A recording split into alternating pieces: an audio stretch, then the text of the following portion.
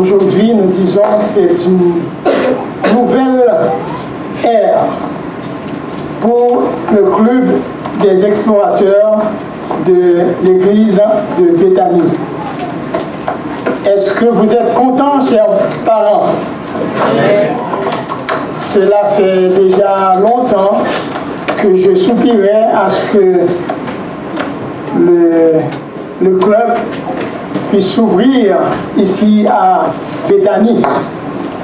Grâce à Dieu, par le dévouement de ces personnes que l'Église a fait choix d'eux, et que le club Flambeau a vu le jour aujourd'hui.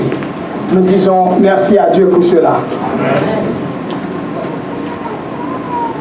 Le message de ce matin a pour titre « L'éducation, source de bénédiction ».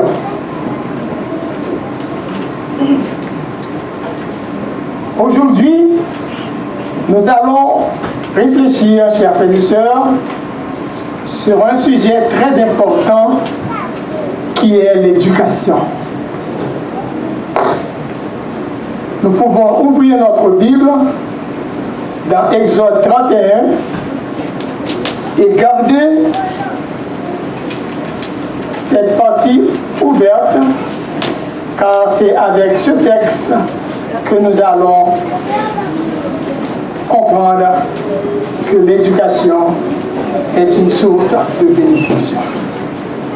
Exode 31, on vient de lire, nous allons le lire encore. Exode 31, les versets 1 à 6.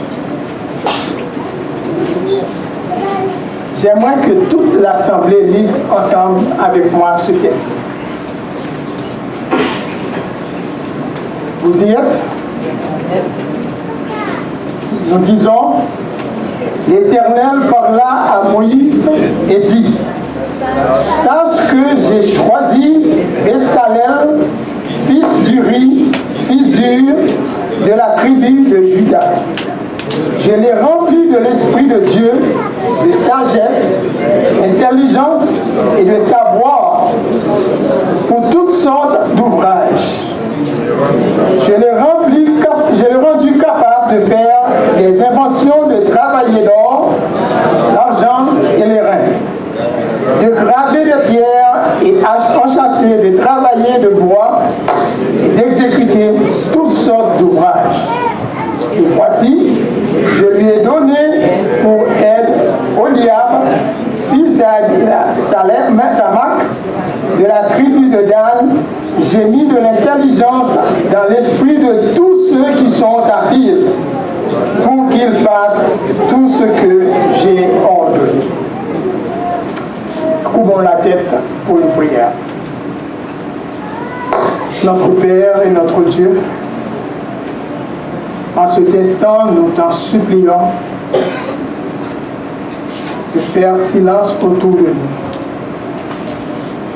Ouvre notre cœur, Seigneur, à la réception de ta parole. Permets que ton Esprit Saint nous éclaire sur cette parole que nous allons parler.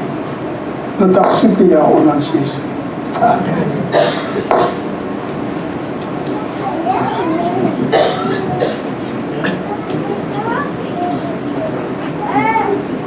Tout d'abord, chers frères et sœurs, il convient de définir ce mot « éducation ».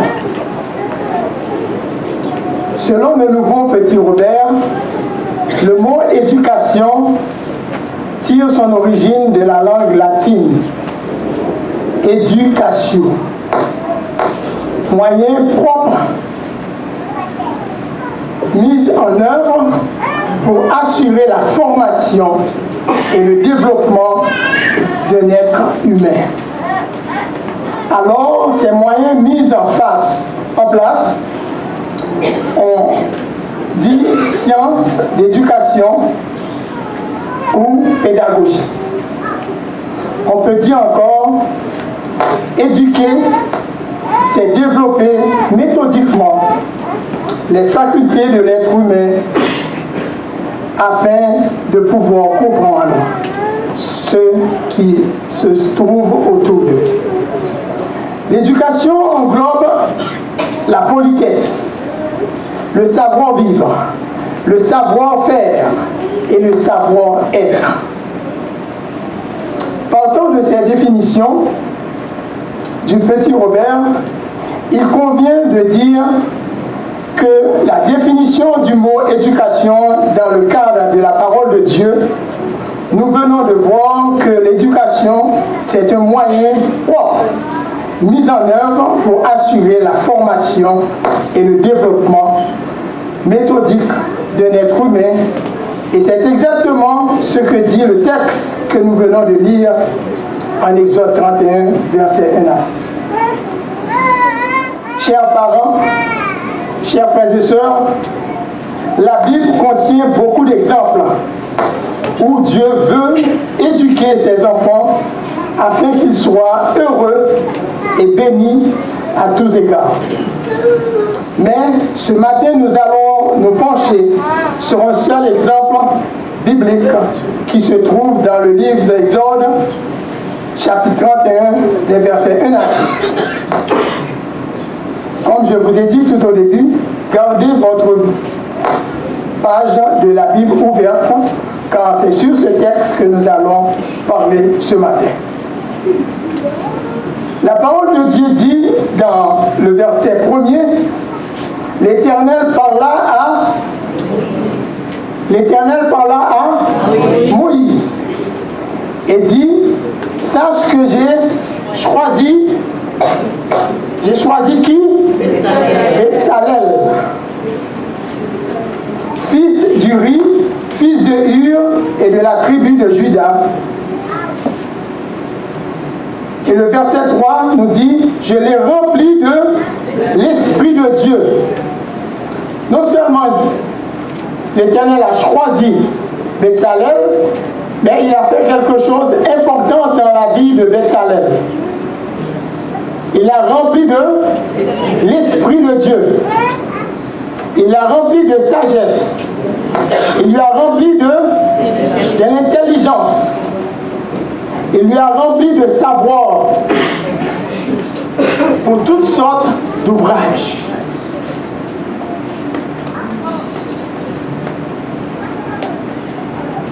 Dans le livre d'éducation, à la page 33, la servante du Seigneur nous dit « L'éducation des Israélites embrassait toute leur sphère d'activité.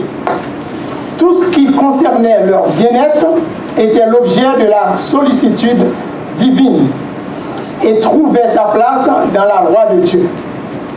Même en pourvoyant à leur subsistance, Dieu avait en vue leur plus grand bien. La manne dont il les nourrit dans le désert était de la nourriture à leur assurer la force physique, mentale et spirituelle. » Fin de citation. Revenons dans le texte, chers frères et sœurs. Au verset 4, il dit « Je l'ai rendu capable de faire des inventions et de travailler l'or, l'argent et les reins. » Chers frères et sœurs, pensons un instant, tout ce que nous profitons de la technologie d'aujourd'hui, c'est grâce à qui? Je n'ai pas entendu. C'est grâce à Dieu. Nous pouvons le dire très fort. C'est Dieu qui a mis dans le cœur de l'homme l'intelligence. Qui nous a rendu possible aujourd'hui. Un téléphone cellulaire, on peut faire beaucoup de choses de bien avec et on peut faire beaucoup de mal avec aussi. N'est-ce pas vrai? On n'a plus besoin de caméra pour faire des photos. On n'a plus besoin d'envoyer une lettre pour prendre plusieurs jours avant d'arriver en Europe. À l'instant même que la chose se passe, la France le connaît. Il se passe ici, la France le connaît, avec les images à l'appui. Grâce à quoi? À qui? Grâce à Dieu. Chers frères et sœurs, nous avons du respect pour la parole de Dieu.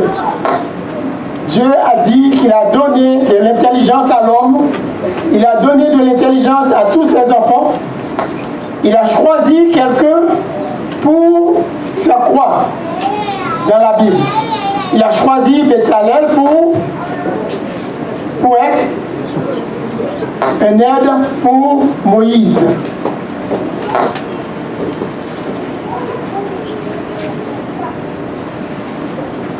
Si nous prenons seulement un instant pour vérifier combien il est important la présence de Dieu dans notre vie, chers frères et sœurs,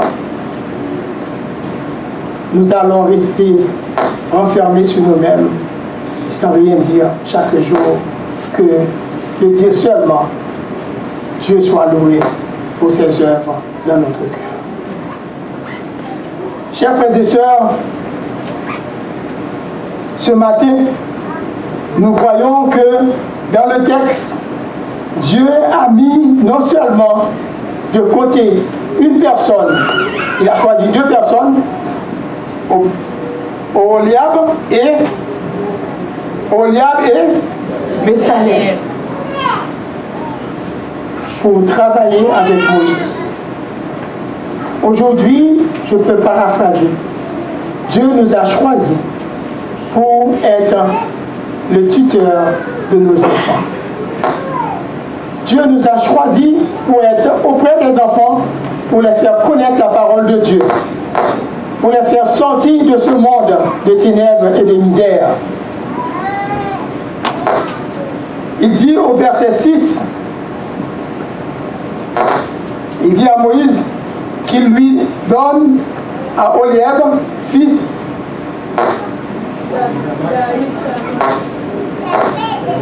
Ahisamak, de la tribu de Dan, de l'intelligence dans l'esprit de tous ceux qui sont habiles,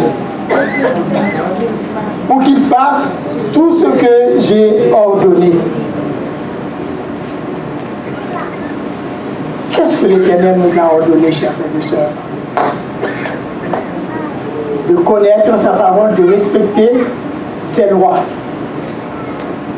Et d'étant connaître la loi de Dieu, nous devons le faire connaître à nos enfants. Remarquez bien ici dans le texte, chers frères et sœurs, Dieu donne non seulement à deux personnes, mais il dit à tous ceux qui se trouvent sur, on va relire le verset 6 encore, il dit à tous ceux qui sont habiles. Tous ceux qui se trouvent sur la terre qui sont habiles, c'est Dieu qui a donné de l'intelligence. Pour faire quoi? Pour pouvoir exercer la parole de Dieu.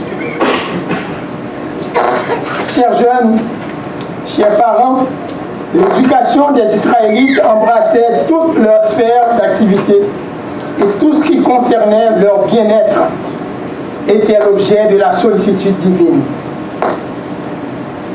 Chers parents, l'existence du club des explorateurs à Béthanie, le club flambant au sein de notre Église, n'est pas sans valeur.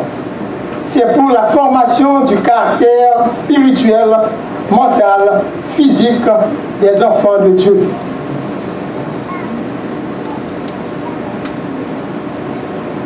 La vraie éducation ne consiste pas à faire pénétrer de force l'instruction dans un esprit qui n'est ni préparé ni réceptif. Les facultés mentales doivent être éveillées. C'est une citation du livre Éducation, Seroil, page 36. Il y a un vieux dicton qui dit Ça prend un village pour éduquer un enfant. Oui, chers frères et sœurs, les enfants qui se trouvent devant nous ont besoin d'éducation, ont besoin de formation. Si nous ne faisons pas ce que nous devons faire pour les éduquer, nous donnons confiance au club Flambeau pour éduquer ces enfants. Le club Flambeau ne va pas prendre notre place en tant que parents pour éduquer ses enfants, bien entendu.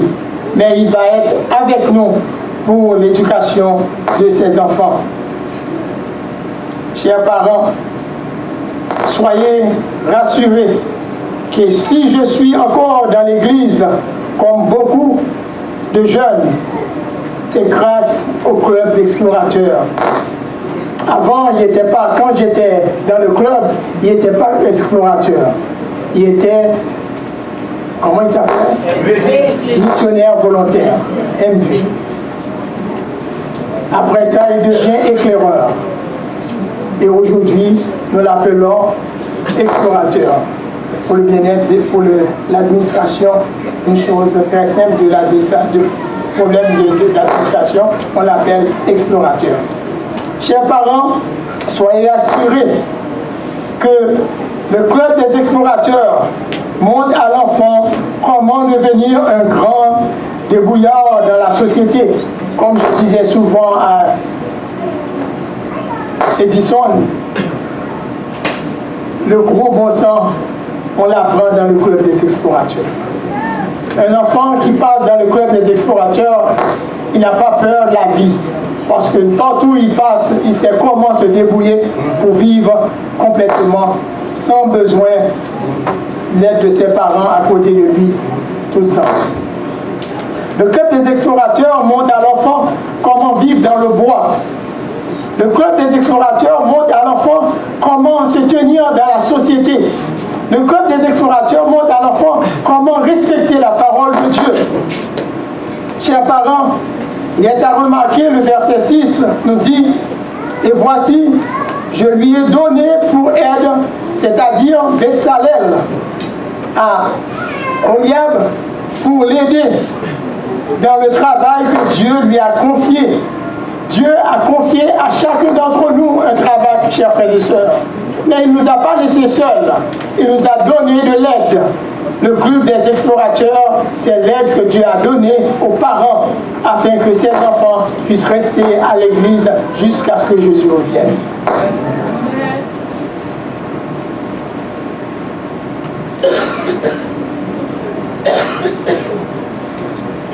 Chers parents,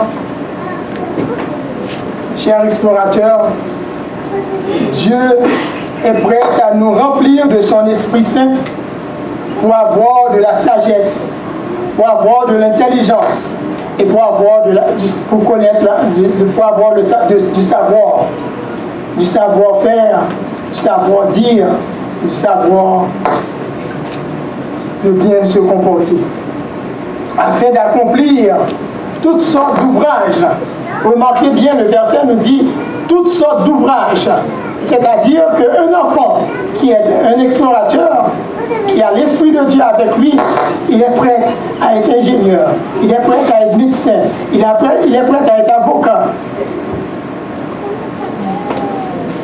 Parce que l'Esprit de Dieu l'éclaire, lui donne de l'intelligence pour affronter la société, pour affronter les mauvaises choses qui se trouvent dans la société.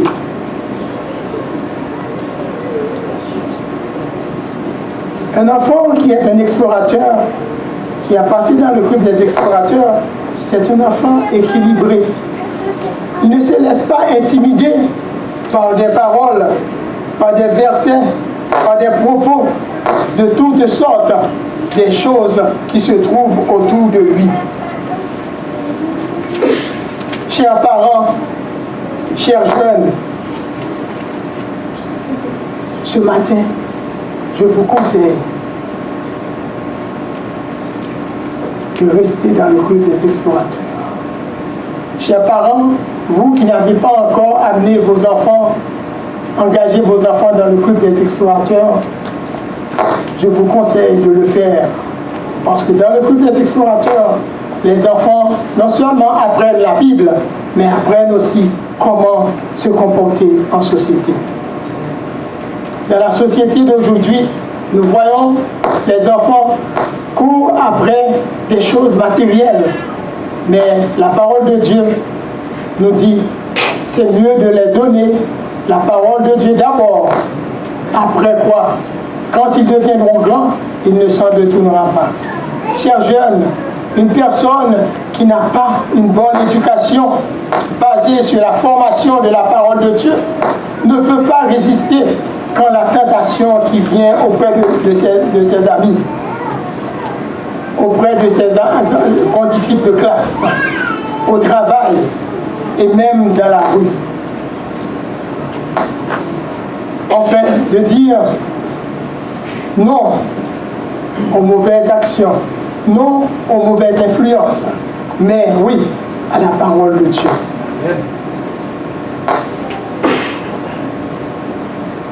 Car l'enfant peut dire tout ce qui est en moi, l'esprit, l'âme et le corps, est consacré à Dieu. Le club Flambeau, chers frères et sœurs, ici à Béthanie, soit pour tous, les jeunes et les parents, une source de bénédiction à la gloire de Dieu. Chers parents, chers explorateurs, je te prie, je te conseille de garder en vous l'engagement que vous venez de prendre ce matin, de rester dans le culte des explorateurs et d'apprendre ce que les moniteurs, la direction a à vous apprendre pour rester debout jusqu'au retour de notre Seigneur et Sauveur Jésus-Christ. C'est là ma prière pour vous ce matin. Amen.